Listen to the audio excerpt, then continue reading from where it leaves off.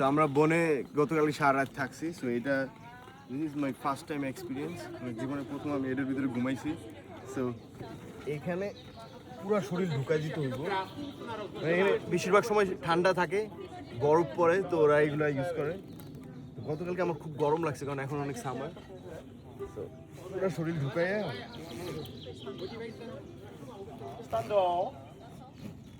And then এমনি ঘুমাইতে পুরো একদম ছোট একটা সাপের মতো, বাট গরম লাগে আর কি। শীতের সময় এটা বেস্ট, বা রাত্রেবেলা ঘুমানোর জন্য, বনে ঘুমানোর জন্য। Bro you can show the near.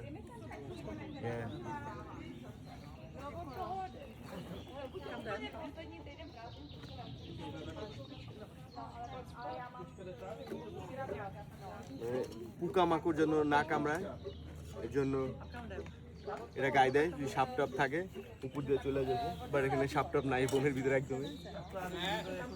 But এটা অনেক ভালো একটা এক্সপিরিয়েন্স ছিল আমার জন্য। Thanks for watching.